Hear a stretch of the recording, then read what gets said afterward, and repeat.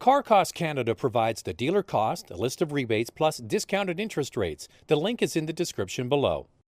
Today we're looking at the new facelifted, updated RVR from Mitsubishi. And before I get into specifics about Mitsubishi in the Canadian market, I just want to talk to you a bit about the fastest growing segment in the world. Sure, SUVs have been taking over sedans, but which category of SUV is leading the charge? It's small SUVs like this RVR. And RVR was early into the game. They brought their first small SUV, this RVR, out in 2010, long before the CHR, the HRV, the Kona, and so on. They've been at this a long time. So this new refreshed is coming at a perfect time when people are shopping in this space. So before we get into the specifics of this particular RVR, I want to talk about Mitsubishi generally. Some people make some silly comments online saying, are they even a thing anymore? Well, yes. Mitsubishi last year ended out 2018 with 11% growth. Now, show me other brands that have had that kind of success. A big part of that was the introduction of the new PHEV, and now they have an updated RVR. The best seller in the Mitsubishi lineup is this product, so you would think with a facelift that we have here that it's going to increase sales. Now, why do people come to Mitsubishi? A lot of it is value. You get a lot in these cars for not too much money. Plus, a major part of it is their 10-year warranty. That gives people peace of mind over a long period of time. So here we are, facelifted RVR. I saw it for the first time at the Geneva Motor Show at the beginning of the year. And what they've done is they've changed the front and rear clip, it's called, of this product. So you get new headlamps, new grille, new bumper, basically the front of the vehicle. Speaking of headlamps, you get standard LED on every trim level. You get optional LED fog lights, and around the back, new bumper, new lamps as well. Now you also see a bit of a skid plate on the front and rear to give this vehicle a little bit more of a dynamic look. Now, speaking of dynamic, this new look that we've seen over the last few iterations of Mitsubishi products is called the Dynamic Shield design. And you see it's painted. The painted surface comes around to the front of this RVR, and then you get the sort of chrome work or the bumper, and it's meant to look like hands coming around the front of the vehicle as a protection. So what do people like about SUVs? They like that rugged look, and this is the look for Mitsubishi going forward. We're going to see a new Outlander as early as next year. So let's get inside this refreshed RVR, the best seller for Mitsubishi in Canada, and find out what they've done not only on the outside but the inside. A lot of it comes down to value.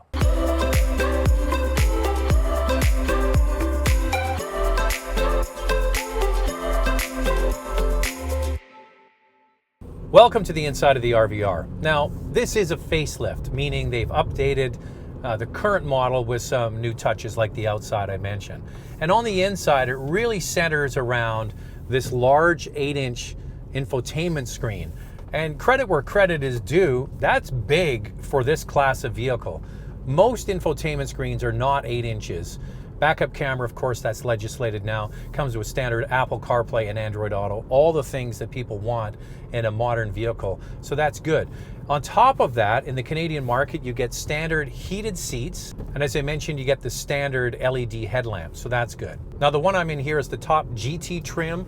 You get leather seats. You also get a heated steering wheel, and look at that big panel roof. So that's nice stuff. Also, a very powerful Rockford Fosgate stereo. The one that most people buy is right around $30,000, which comes with the faux suede seats, which is a nice touch. So this is a facelift, as I mentioned. Carried over is the driveline. You get a 2-liter 4-cylinder with a continuously variable transmission as the base, going to the front wheels only, okay? Now that has 148 horsepower. I strongly encourage you to go to the larger 2.4-liter 4-cylinder. You get 20 extra horsepower at 168 horsepower, also a CVT, but those higher trim levels with the larger engine often come standard with what they call all-wheel control or all-wheel drive.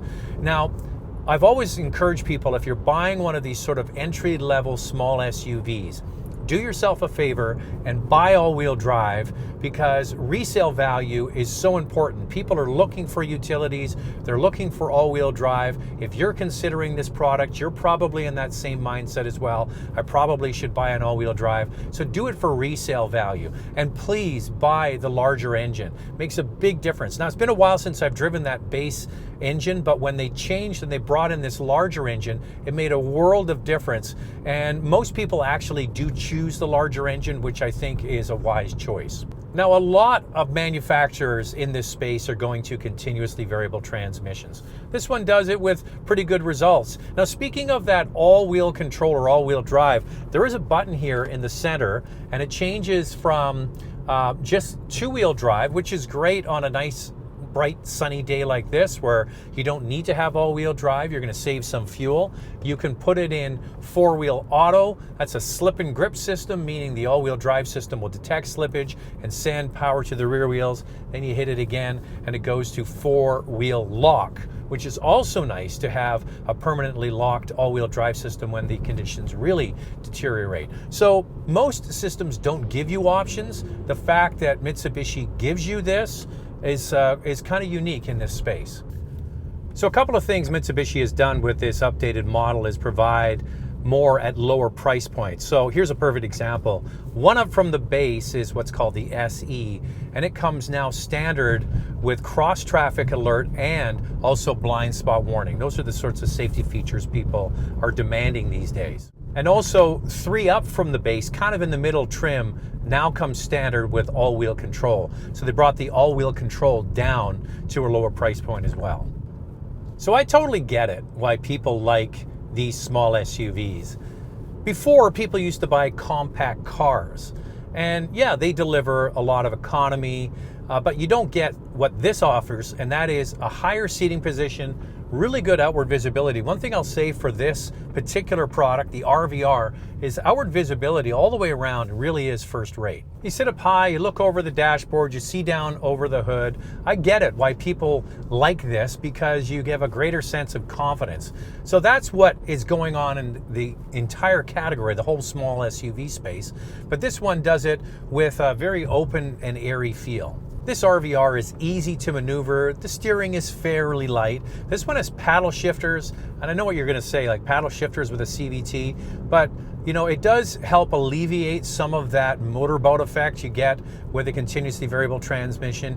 You can, you know, for a short period of time, sort of virtually drop a couple of gears and have the engine in the sweeter spot for revs. So that helps, you know, get around the fact that there's no sport button per se with this product.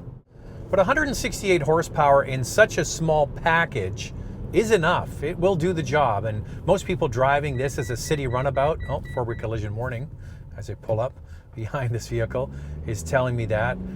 But you know what? For most people driving this for what it's intended, it's a city runabout. It's a small vehicle, easy to maneuver, easy to park, good on gas. That's why people are attracted to these. Now, this is a nice size. It's not too compact. You know, we have other competitors in this space like the Mazda CX-3, which is really tiny in the back seat. This has a usable back seat for adults or for kids. The cargo area is quite useful. You see the big subwoofer there with the Rockford Fosgate stereo on this top GT trim. So it all comes together to deliver a useful package for everyday commuting. So this now is the de facto compact car. Sales of compact cars have fallen off so much that Mitsubishi dropped the Lancer altogether, not even sold. You want a small vehicle to drive around the city and go and do whatever you're doing? This is it now, and now it's been updated. So this updated 2020 RVR starts at roughly $23,000. The fully loaded one you see here is around $34,000, but that's not the one people buy. Historically, people have bought sort of the $30,000 version, and I encourage you, if you're going to look at this vehicle, please spring for the larger engine, and please spring for all-wheel drive or all-wheel control because of resale value, and I think that's what most Canadians are going for. So a larger engine, all-wheel drive, and getting a compact or small SUV that's great in the city, good on fuel, and now you get it with some nice updates. So if you're in the market for a small SUV, there's one more option. Car Cost Canada provides the dealer cost, a list of rebates, plus discounted interest rates. The link is in the description below.